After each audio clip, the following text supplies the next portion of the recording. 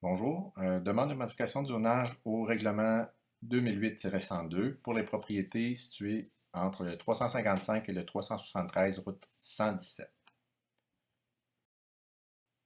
Mon nom est Pierre Posé, je suis urbaniste et on représente le groupe Galion qui est propriétaire de l'immeuble visé par la présente demande.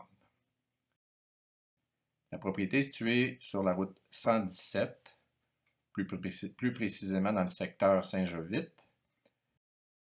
C'est la propriété où on retrouve notamment le commerce de l'aubonnerie dans un premier bâtiment.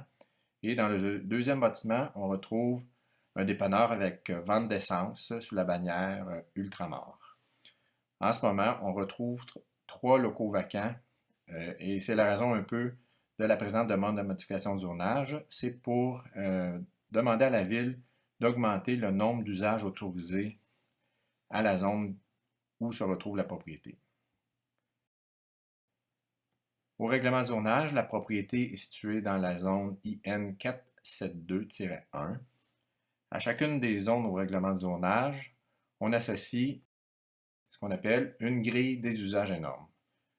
Il y a beaucoup de détails dans une grille des usages et normes, mais la présente demande ne vise qu'à modifier les usages autorisés. Il n'y a aucune modification aux normes d'implantation, marge de recul, normes de densité, etc.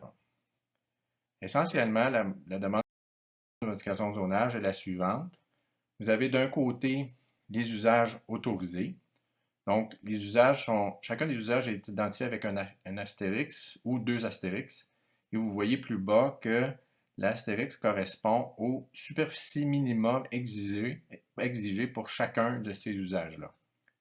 À droite, vous avez la liste des trois usages que la Ville est d'accord à nous accorder pour bonifier, comme je disais un peu plus tôt, les usages autorisés à la zone.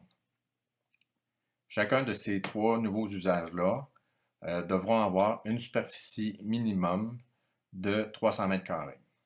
À noter que les usages ajoutés, on a mentionné des exemples de bannières qui pourraient être intéressées ou qui pourraient être potentiellement intéressées par les locaux vacants.